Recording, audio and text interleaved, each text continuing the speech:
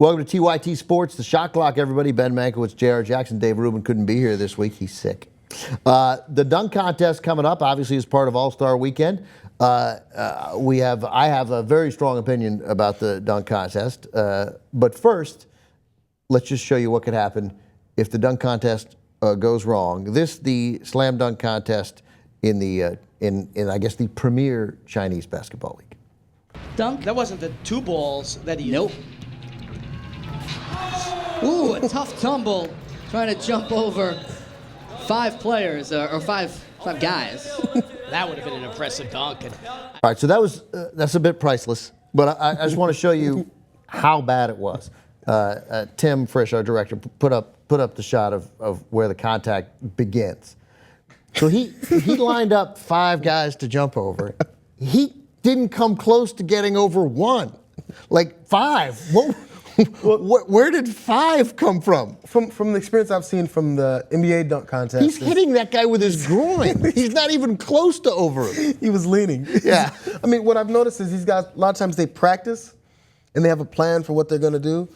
I'm not sure if he showed up and said, you know, I'm going to wear these long sleeve sweatpants and long sleeve sweats and big sweatpants under my jersey and try to jump over 5 guys that I've never just tried to do before.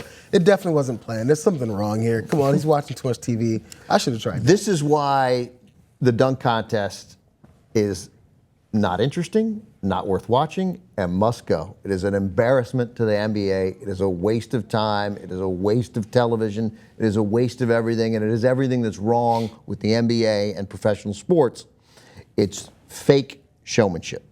And what would be interesting is jumping over 5 guys, or doing like the dunks that we see that we're impressed by Giannis Antetokounmpoh and Zach Lavine and Miles Plumlee and the other guys who were in the dunk contest, Victor Oladipo. They're in traffic. They're in traffic. They're over defense. These guys are NBA players. I know you can dunk, and I don't care where you take off from. Right? You're never going to out Jordan that one. Yeah. And it doesn't matter. And you can't jump over people because you can't risk injury. I mean, we see that Chinese player and he comes down on his hands and he prevents what appears to be a serious injury, but he might have strained ligaments in his wrist. He might have broken his wrist as a whole. You can't do it. It's done. It's over. It had a wonderful moment. We'll always remember Jordan and Larry Nance and Spud Webb, and great job, and it's done. I was wondering if you didn't think it ever should have been. Of course, you just pointed out it should have been. Because I looked, during the offseason, I like to watch NBA TV and watch some of the old school things, and they showed like all-star games from the ABA where the dunk contest originated, right? Yeah, with Dr. J. And before Dr. J really did the things that were memorable. It's always a comparison. Now they have to turn to acrobats. They have to turn into gymnasts. And the basketball players, I get it. So in order to top the last thing that happened, or the last thing that happened in the past 30 years, you have to come up with something that's inhumane. You can't do it.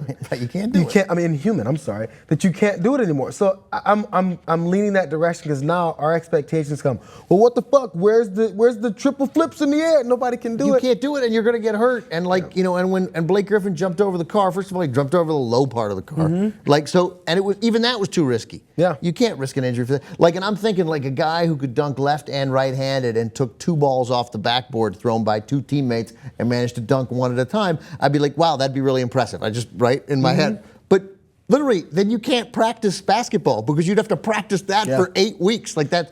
These aren't the Globetrotters. The dunk contest is done. It is dull. The three-point contest, which is where Kyle Korver should be. The three-point contest, very exciting. I love watching the three-point contest. Too. He dunked the other night. But this question is more for JR because, Ben, we know you're no fun with the dunk contest. JR, would you change, who would you like to see in the dunk contest? Nobody. He doesn't want to see anybody. Yeah, no, I'm a year out from.